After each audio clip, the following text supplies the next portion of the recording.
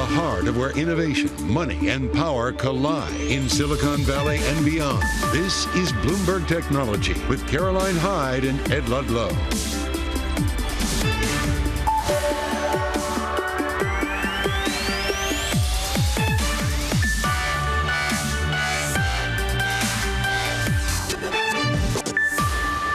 Live from Bloomberg's World Headquarters in New York, I'm Caroline Hyde. And in the Big Apple, back together, I'm Ed Ludlow. This is Bloomberg Technology. Coming up, full earnings coverage ahead. We're going to be breaking down the results from Uber and sit down with the CEO, Dara Khosrowshahi. Plus, we'll speak to the CEO of Figma about where Adobe's $20 billion purchase of the company stands and take a look at new AI tools that they've unveiled.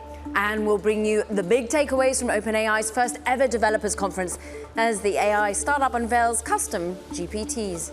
But first, let's check in on these markets because, look, what a run we are having. 8 straight days of gains currently on the NASDAQ. So S&P 500, 7 days, leave it for dust. We're currently up 0.9%, the best run that we've seen since November 2021. What's galvanizing that? Well, still it's the Federal Reserve. The hopes that maybe that hiking period is coming to an end. It certainly is driving some yields down as well. We're currently off by some 10 basis points. Looking at what's happening in the world of New York crude, we are off by about 3.5%. So some of the geopolitical risks and anxieties just dialing down a little bit in the world of commodities. And of course, that dials back the inflationary pressures. We're currently at $78 for New York crude. Moving on, have a quick look at what is, well, our sort of risk sentiment of choice when it comes to tech. And it's interesting that even with the dollar down, we've got crypto down further, Ed. We're currently off by, well, a percentage point for Bitcoin. I mean, it's small fry when you're thinking of a volatile asset, but 34,670 is basically where we're trading at the moment. Ed, what have you got on the micro? Well, speaking of volatility, Uber's been an interesting one to track. You can see we opened low. We're now up 3 percentage points.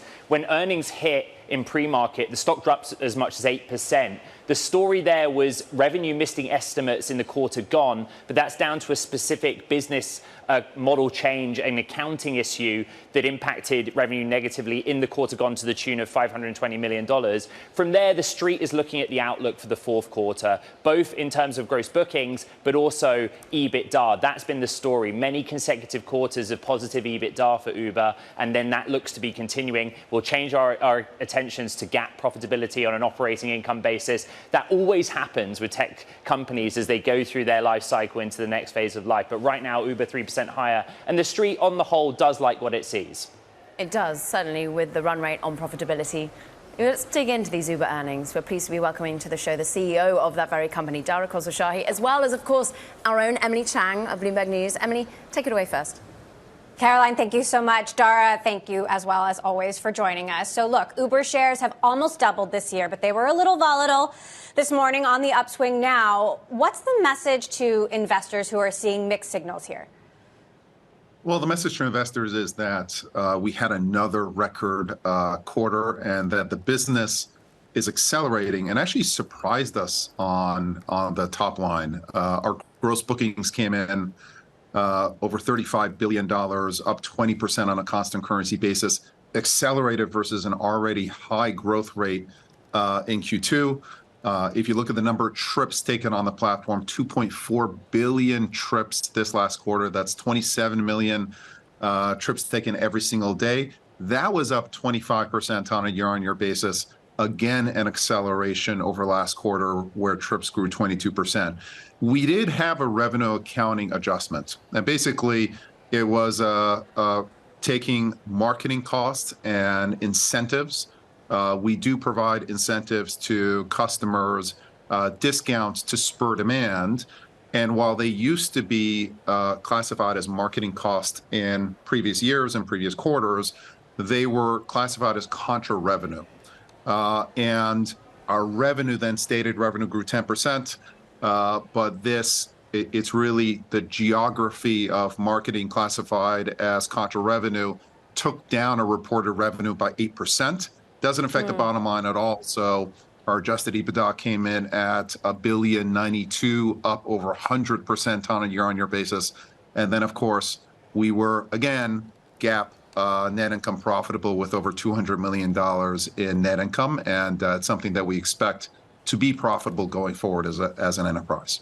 Right, your second quarter of profitability. Revenue is growing more slowly, though, over the last several quarters. So, what are your longer-term what's your longer term view on where the growth is going to come from? And, those who are concerned about market saturation.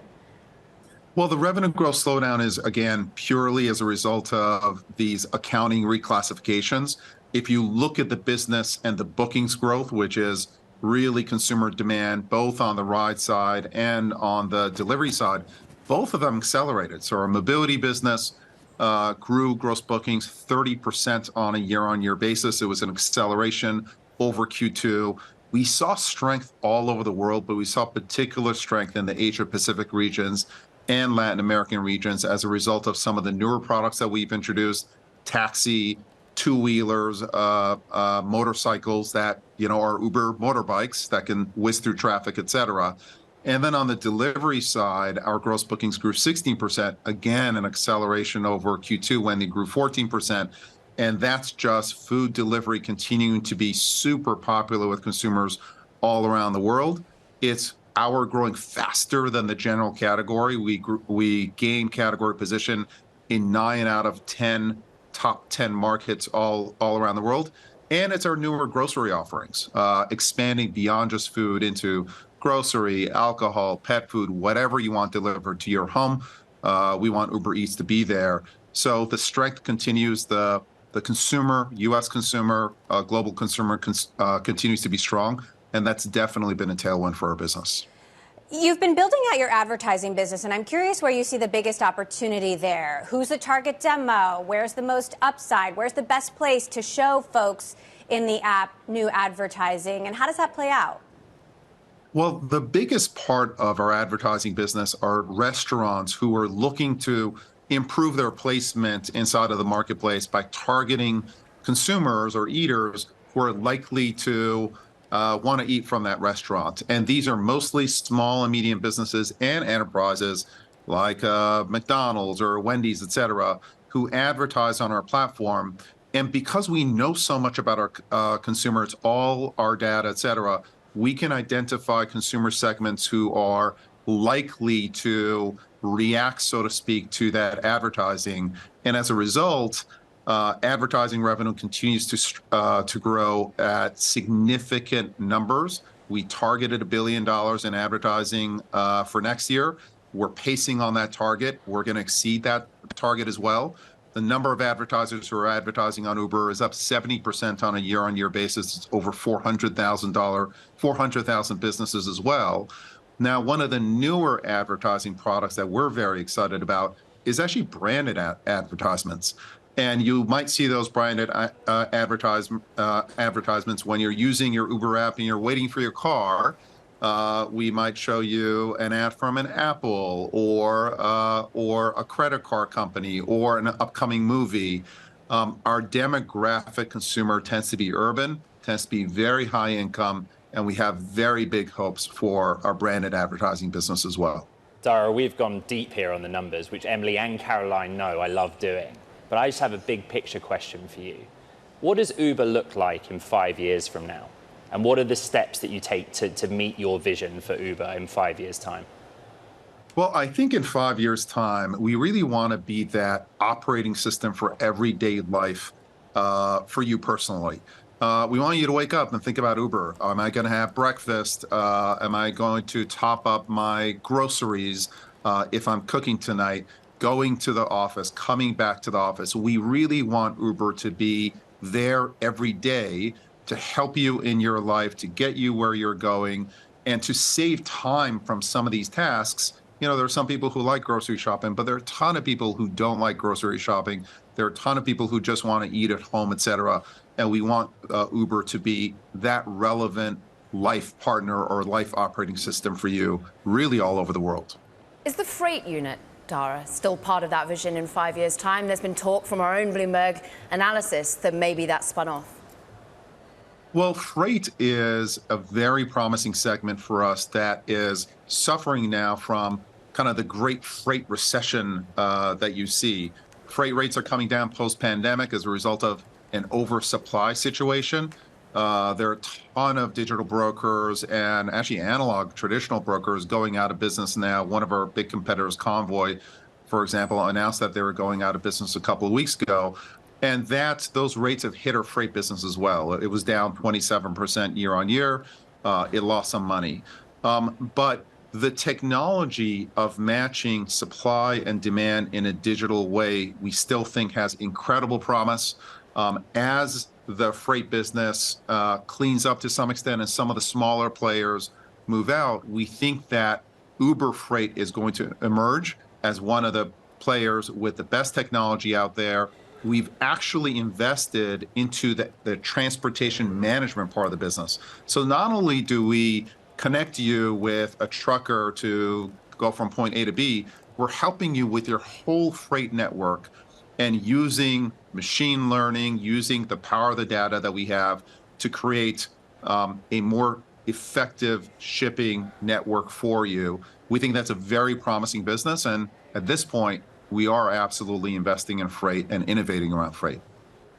Dara, Uber's been in the AI business for a long time, but I know you're integrating it more and more into the platform. Where have you seen the biggest value add so far? And where do you expect to see the biggest value add from AI in the future? Well, AI is intermingled into every part of our platform. And, every single time you see a price on Uber, every single time we make an offer to a driver on Uber, every time we match you up with a vehicle, route you, all of that is powered by AI. Some of the newer AI kind of innovations that you see with large language models are helping us automate some tasks that were difficult to automate previously or difficult to train machine learning algos previously. One is, for example, document transcription. If you put in your license, your insurance, background checks, et cetera, documents, we can transcribe those with the power of machine learning versus having humans look at it. Humans, as it turns out, often make more mistakes than algorithms. We actually combine both into call it a superhuman. Another area that we think is quite promising is actually on the customer service side.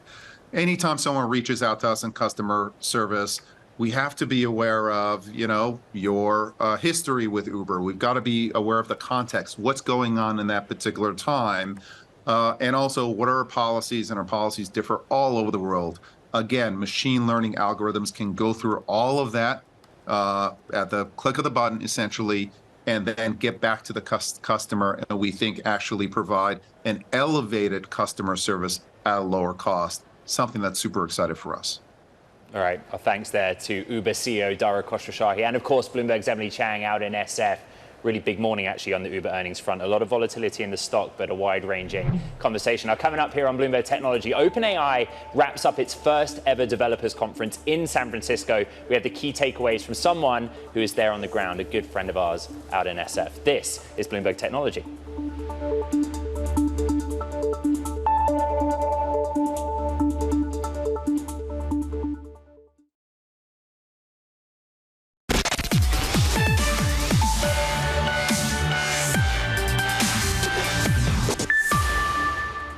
GPTs are tailored versions of ChatGPT for a specific purpose. You can build a GPT, a customized version of ChatGPT for almost anything, with instructions, expanded knowledge, and actions, and then you can publish it for others to use. OpenAI CEO Sam Altman there at the company's first ever developers conference, where they unveiled custom versions of ChatGPT. Let's go to Bloomberg's Rachel Metz. You were in the building, assessing all the euphoria around it. But ultimately, is this going to fend off the competition, Rachel?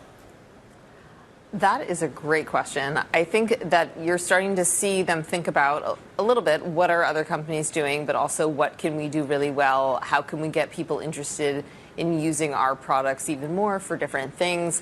And the fact is that you can use something like ChatGPT for all sorts of things, but it would work even better if you customized it and made it more something like a homework helping bot or a recipe bot, those sorts of things, and give it a little extra data, train it in a certain way, and perhaps it'll be a little bit something like the App Store that Apple really came up with years ago, Exactly. where people weren't quite sure what to do at first with it, right? And then after a while, it was like, this is what we do. And some things won't work, but some things really will. Well, that was something that a lot of folks were talking about that caught their attentions. OpenAI to do a digital store and introduce revenue sharing, kind of like X has done in some ways, the platform formerly known as Twitter. What do we learn about that future OpenAI store, Rachel? We know that there is going to be some looking over of the GPTs, as they're calling them, these customized chatbots, before people are allowed to offer them to other people, similar to what Apple and Google, et cetera, do with their respective app stores. It's not 100% clear to me yet how the revenue share is going to work in terms of if people are downloading these things a lot, if the creator is going to get paid a certain amount of money. I think some of that stuff is still TBD. We want to thank you, Rachel Metz, bringing all the inside track of what the event was like. Ed, over to you. Yeah, we have a quick talking tech. And first up, Elon Musk's SpaceX is on track for $15 billion of sales in 2024. That, according to Bloomberg sources. The company's Starlink internet business is showing growth such that it's expected to outpace and exceed the company's rocket launch business. Starlink could account for more than $10 billion in total sales for next year, one source told me. Plus, WeWork shutters its doors, the company filing for Chapter 11 bankruptcy in New Jersey. This capping a tumultuous few years in which the company's navigated a failed merger, COVID-19 lockdowns, a blank check merger, and of course a slow return to office trend. WeWork once commanded a $47 billion valuation back in 2019, but it has listed $19 billion of liabilities. And then you look at who might be impacted as creditors, Caro, a big name on there. Creditors' credibility of one Masayoshi Son. Interestingly, here in New York, they've already dumped 40 New York City office leases since that announcement. So notable moves already, Ed. But we've got some notable moves that are happening in the world of publicly traded companies, and Apple's one to be keeping an eye out on. Yeah, and reported by who else? Bloomberg's Mark Gurman. A rare move, but Apple has basically hit pause on developing most of next year's software updates for iPhone, iPad, Mac, and some other devices because it's trying to fix some bugs. Gurman says that this delay has been announced internally to employees. He's now reporting those details, and we'll bring you more on it throughout the day. This is Bloomberg Technology.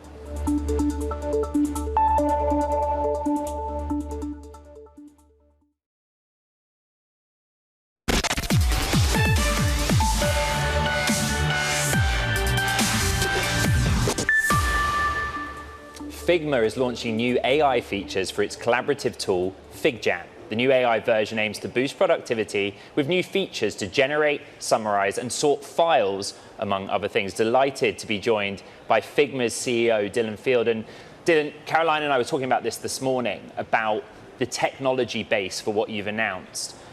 Where does the technology come from? Is it your own large language model or foundation model powering this, or have you gone to a third party? Well, it's great to be here, and thank you for having me. Just to back up a little bit, Figma's platform, we try to make it so that people can go all the way from idea to design to production and software code. And what we're launching today is our new FigJam AI features, which will help it make it so that you can do meetings better and have more productive working sessions and brainstorms in FigJam. And with FigJam AI, we're really excited to see how people use it. And we're using our foundational model that we're using is from OpenAI. We're using GPT-4. Yeah, definitely something that we could reconsider in the future. We have done a lot of work on the prompt engineering in particular so that we can make it so that we're able to better lower the floor and make it so that more people are able to have better working meetings, but also raise the ceiling and make it so you can do more in our product in FigJam.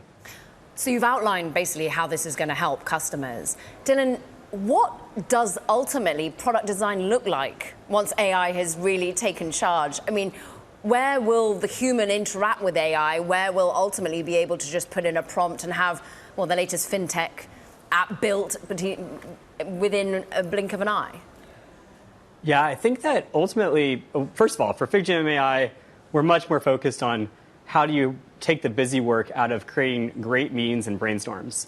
But if you think forward to Figma design and how we're going to take AI and put it into more of our product experience, whether it's design or even development with Dev Mode, the new product we launched earlier this year at Config, I think that AI will really help you get to a great first draft, but it'll still take a great team to get to that final product.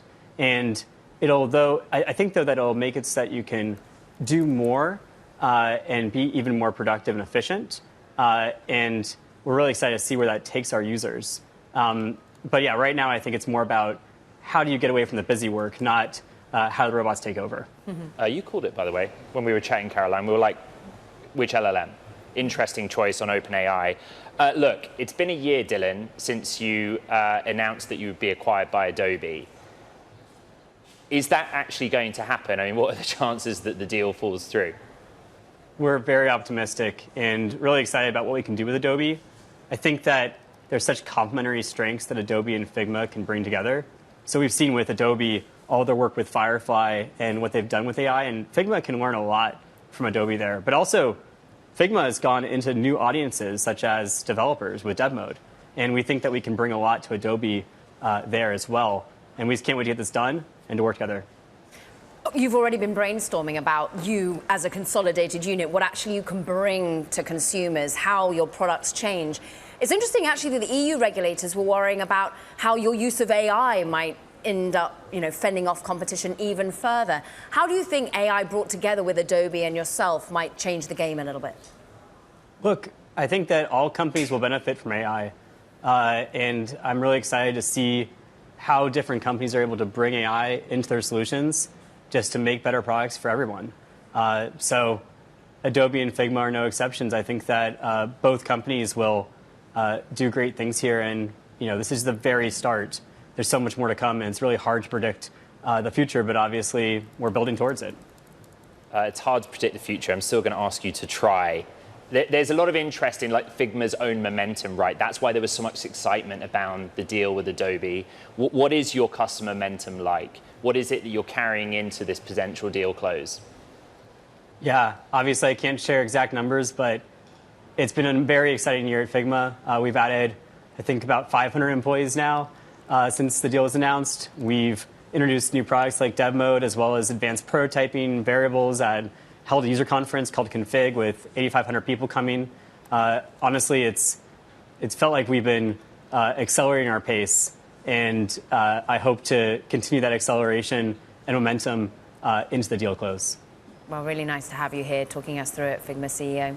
Dylan Field, thanks so much for your time today. And meanwhile, coming up, look, we just talked about AI. We're going to talk about it a little bit more, surprise, surprise. But we're also talking about it in relationship to misinformation, how it could be impacting elections. Look, we've got elections in the US right here, right now. I'm going to speak with a key professor of responsible AI over at the Michigan State University next. Ed?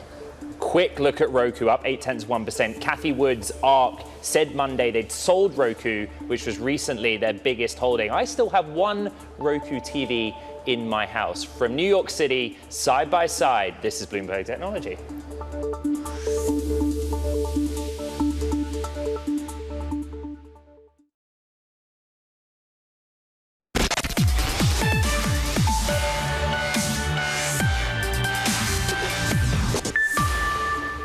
Welcome back to Bloomberg Technology. I'm Ed Ludlow. Ooh. And I'm Caroline Hyde, one of those days. Let's get a quick check on the markets at the moment, because we're on a bit of a tear. We've got a desire to get into tech names in particular. In fact, we have been up for 8 straight days on the NASDAQ and indeed on the NASDAQ 100. Longest winning streak since November 2021. What's adding the fuel to the fire? Why are we up more than 8%? Because some of the big tech names are rising on the day. Let's flip it over and look at some of the micro names. And in fact, Microsoft heading ever towards yet a new record high at the moment. We're currently up by just 4.75 point, but that's still 1.3% to the upside. Datadog absolutely flying. New York-based company up 30%, let's call it, as we see the software company outperform, really raising its guidance on its back of its numbers. Uber as well, managing to be on the higher side after its earnings as well. We see that it's really pushing towards, well, the forecast being one that the investor base is liking. We're up 2.4%. And Apple, still higher, more than a percentage point higher. That's as we get a scoop coming from our own Mark Gurman, who's saying, look, they might have to put pause to some software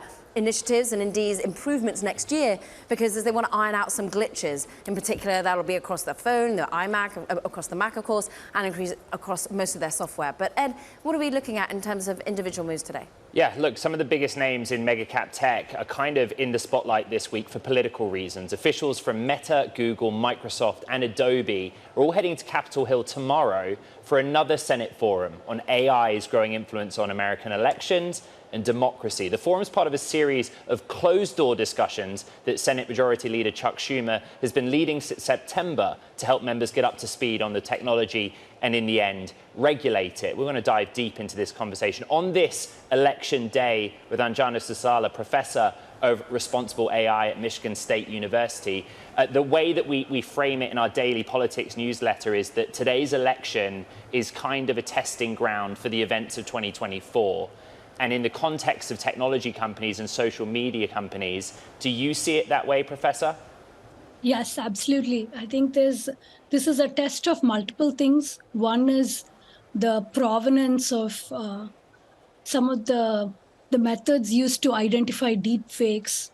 And also misinformation has gotten very sophisticated in today's world. So how can platforms enforce all these policies where, given the volume of misinformation that's out there, what are some sort of content moderation policies that platforms can responsibly implement? And to that end, how much can artificial intelligence be something that fights it as well as adds fuel to the fire ultimately, Anjana? Which side is going to be winning out here? How can we use artificial intelligence to help fight off this rise in misinformation? Well, there's definitely a lot of methods that platforms have used. Meta, for example, uses these methods called self-supervised learning to identify deep fakes and fake news. And sometimes what happens is there'll be issues where we have a known source of misinformation and it's debunked and removed from the platform. But they can be very easy, you can duplicate essentially the same information and spread it in a different way. And so platforms have gotten good at those kinds of enforcement issues. So AI has helped tremendously in those kinds of cracking down on some known sources of misinformation. What is, I think, challenging from an AI perspective is things where there are half-truths or rumors that can lead to maybe people not showing up and voting, like active, voter turnout, disinformation effects. I think those are challenges for AI. Professor, Caroline and I have covered election cycles, and we've talked about social media companies, be it Meta, X, formerly known as Twitter. And in that period, they have talked to us about the actions they're taking on content moderation, but also said that it's not their responsibility to oversee everything, essentially. What's interesting about AI is it gives them a new technological tool. Is it a sufficient tool for them to get it right this time around? I think it's only one part of the arsenal of tools that they have. And in the sense that, it's not completely maybe platforms' responsibility alone, because we also need a sort of a coalition of citizens and platforms working together to solve the larger challenge of disinformation and misinformation, especially given it's so easy to create and manipulate the truth and so easy to spread, AI-assisted deepfakes and so forth. I want to also bring to our audience's awareness that, of course, today is not just about election in the focus, but it still continues to be one where particularly the government is looking at the impact of social media on mental health, particularly those of teens and younger adults, Anjana. And at the moment, we understand a former Facebook employee and whistleblower, Arturo Bajar, is actually testifying before the Senate subcommittee about social media, its impact on teen mental health, the crisis there. And Meta's put out a statement today saying every day countless people inside and outside of Meta are working on how to help keep young people safe online. How do you rate them at this moment fighting that particular areas of concern that society has at large? So this is actually a somewhat of a troubling area, because I think there were a lot of studies where people have tried to create, an account posing as a teenager, and the first within the 7 or 8, sponsored ads you see or clicks that you will end up seeing content that is kind of very troubling from a teen mental health perspective. And so I think those are things where, once again, we need more transparency reports. Europe is doing that, asking platforms to provide more detail into how they are enforcing all these policies. So I think this is one area where maybe platforms also have a huge challenge. So I'm sure they are doing a lot from their end, but as citizens and when the lawmakers have a lot of questions, I think we need to ask platforms to be more truthful and transparent and share with us all their efforts in content moderation, how they are fighting all these issues. Anjana, it's great to have your expertise on the show. Thank you. Come back. Anjana Sasala, they're Professor of Responsible AI at Michigan State University. We thank her. Meanwhile, coming up, how to accelerate workflows for financial services businesses with, you guessed it, AI. We're going to be joined by Ayal Shina, CEO of the AI platform Blackall, coming out of stealth, Ed. Yeah, I'm still with the earnings story as well. Global Foundries, a stock that's up 7%, on track for its biggest jump since February. Beat expectations in the quarter gone. Strong EPS forecast for the current period. Slightly disappointing revenue forecast. And what is it talking about? Uncertain economic and geopolitical situation around the world. One of the smaller contract manufacturers for chips that we like to track. This is Bloomberg Technology.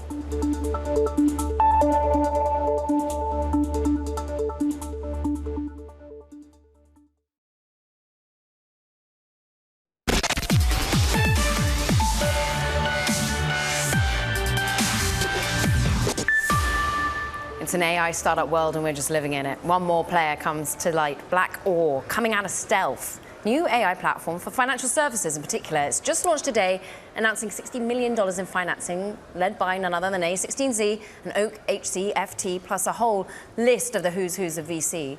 Let's bring in Blackall's CEO, Ayal Shina, who is going to discuss, well, ultimately what you're using $60 million for. What problem are you solving with a much hyped area of artificial intelligence? Thank you for having me. We're very excited to announce our launch out of stealth. We're building a platform by leveraging AI that streamline an end-to-end of all of the core workflow of the back office of CPAs at the moment, and later on financial services in general. Most of the problems that we focus on now is around capacity issues for CPA firms, where there are higher complexity of the tax code, 238 million tax returns done annually in the US. But at the same time, 300,000 accountants left the job in the last 2 years. And there are 16% less accountants than 2018. So they're facing very severe capacity issues, and they're giving up on revenue and other things that they went to school in order to study accounting to solve for. Instead of that, they're doing very manual work. So what we're doing is we're automating all of the pieces that could be automated by a machine, and right now are struggling to find the right talent for the capacity constraint. Ayal, Founders Fund, Khosla, Andreessen, General Catalyst, that's like the who's who of VCs backing you, and you did it coming out of stealth. I don't understand. Like, how does it work? If you're in stealth, how do they even know about you? Or is it you kicking down doors and saying, we have something really big coming? We do have something really big coming, but we do have existing relationship with most of those investors. In my previous company, some of them were already investors. So when I started to work on this problem, I reached out and we started discussions, and we didn't have to kick too many doors. Talk to us about the technology. Are you a maker of foundation or large language models, or do you use the underlying technology of a third party to then make an AI tool that's relevant in the financial services space? We do build proprietary technology that consists not just from LLM, but from a combination of machine learning, automation, vision. We do use third-party technology for the LLM. We made a strategic decision not to build the LLM model yet because it's extremely expensive. But with the pace of progress, we believe that in 2 years, it will be a fraction of the cost to build it ourselves. But 90% of the technology is not leveraging LLM. Which LLM? Proprietary technology. We're using the usual suspects, but it's relatively less than 10% of what we're actually offering as the end product today. So tell us about your moat. Ultimately, how do you ensure that anyone who wants to be really making their accounting work, making the job of a CPA efficient, only comes to Blackwell, not others that are building similar models? That's the main reason why we were in stealth for so long. We spent 2 years building the architecture, building the pipes, building the actual plumbing of how we pull the data, how we train a model to recognize a document, what type of a document, classify it, automatically fetching the data from within the different documents. It could be handwritten, there could be a PDF, there could be a JPEG, and we put it in the right place in the tax software without requiring the CPA to change any workflow, any tax software they're using today. And eventually, the end product is a fully completed tax return ready for the CPA to review, as well as the work products that associate with that, like tie-out, binder, and so on. It does take more than AI to build that, a lot of internal understanding of the workflow and the processes. And we started relatively early on working with many different CPA firms and tax preparation firms to make sure that we understand the workflow end to end, even before it was cool to use the word AI. We automated very big pieces of that. Eyal, you're a serial entrepreneur and founder. You've been on this program with a different name, Fundbox. I've written about Fundbox and its fundraising. Yeah. So you've got a pretty good lay of the land right now. How expensive is engineering talent? Like, I know you have a big chunk of cash now, but how far is it going to go in the talent space? Engineers are still expensive. I think just like CPAs, you have, when you want to focus on the very high caliber of talent, humans are still in high demand, hence very expensive. And especially when you start adding words like data science and AI, it makes them even more expensive. But the bottom line is that if you build the right team, you don't need to throw too much money on the problem. You don't want to hire before you have the product out there. And once you have the product, you need to be, we at least at Blackwell, we're being very efficient, not just because of the burn, of the cash burn, but also an organization is becoming less efficient when you have too many people. That's something we would like to keep as long as possible.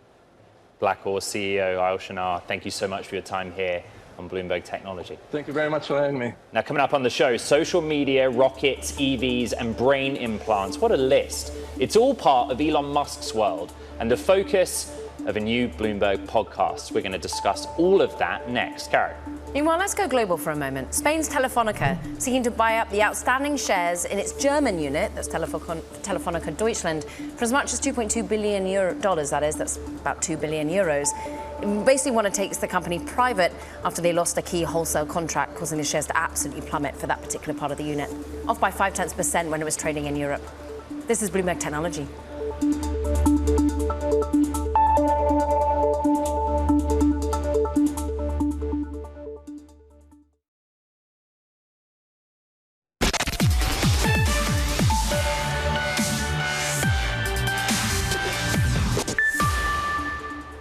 In a rare move by Apple, the company is hitting pause on development of its next year's software updates for the iPhone, the iPad, the Mac, and other devices so that it can actually root out glitches in the code.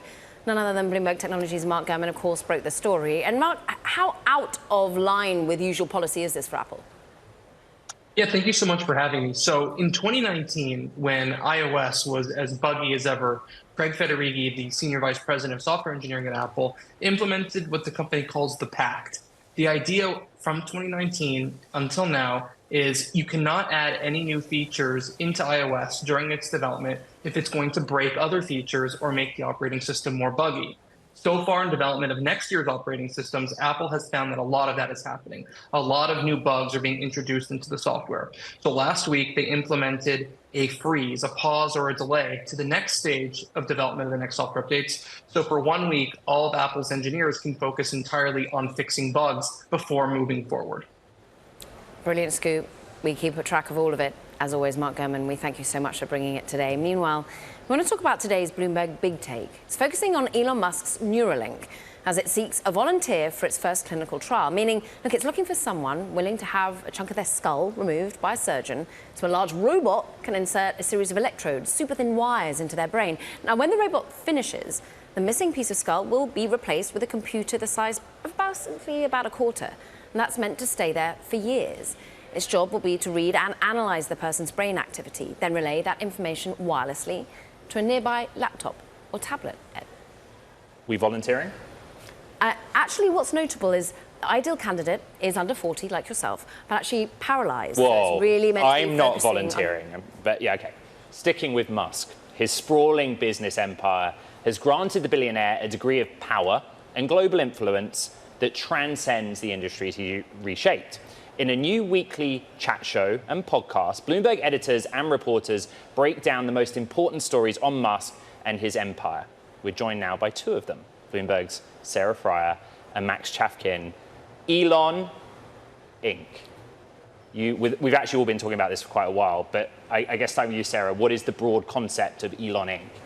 This is a man you can no longer think of just in terms of his disparate companies. There are 6 of them now, but he's also a geopolitical force. He affects our culture.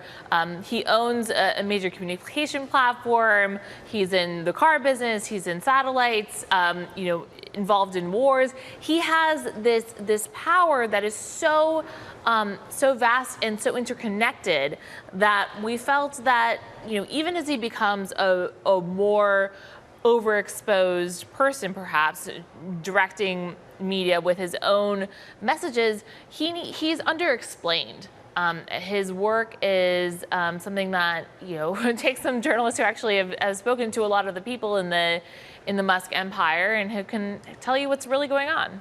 Ashley Vance, of course, writes today's big take, which is about Neuralink. And I mean, the opportunities of helping particularly people who are paralyzed are extraordinary. But of course, many would then say for that you need trust, you need safety, not to mention with spaceships, which blow up every now and then, cars as well. Where are you starting with the enormous empire with which he oversees? Well, the show that will drop just in a few hours today, it's about Grok, which is the new chatbot created by X.AI, Elon Musk's AI company. And I think it's a really good example of what Sarah was just talking about. X.AI, standalone tech company. They've recruited some really big names from DeepMind and Google. But in certain ways, it's very closely connected to X, formerly known as Twitter, because Musk is sort of using it as an enticement to sign up for this new higher tier of service, which I believe is called Premium Plus. It costs between $16 and $22 a month. And Musk is kind of saying, if you do this, you'll get all the great benefits of X Premium Plus, but you'll also get my AI company. So again, it's hard to understand these companies separately. That's the point of Elon Inc., though, right? These companies all have a direct relationship. And also, we're good value here, right? So you get a bonus episode dropping, which I think is about Musk's relationship with unions. I find that fascinating, because I remember covering Tesla March 2020 onwards when the pandemic hit. And the union sensed an opportunity because of Musk's position on the Fremont factory at the time. But tell us about episode 2. Yeah, so we actually have 2 segments on the first episode. Episode 2 is a bonus episode with Ashley Vance on Neuralink, getting into some exclusive detail about what we learned or what Ashley learned, getting inside of that company. On the union issue, it is super interesting because, of course, it gets down to Tesla's finances, but it also has a serious political component. Right. Sean Fain, the leader of the UAW, is really a new kind of union boss. And in certain ways, there's a thought that maybe Elon Musk and Sean Fain are matched to each other. They're both sort of larger than life. They both have big ambitions. We will see what happens. Sarah, ultimately, what do you want a listener to come away with? Because many would say we've had too much Elon news across every outlet of late. What's different here? How do you think you really educate in that manner? I mean, I think we want to explain, right? And I think these 2 pieces of news that you may have heard of, the Grok AI and the union fight that may be coming up, they both are connected to Musk as a geopolitical figure and how he might affect the 2024 elections, how he's talking with governments around the world, what might be motivating him, right? And so we go into like his conflicts and his competition and what really drives Musk. And so we get sort of behind the news and explain why you should care, what you should care about, and what to look forward to as the world shifts around this extremely powerful man. Context.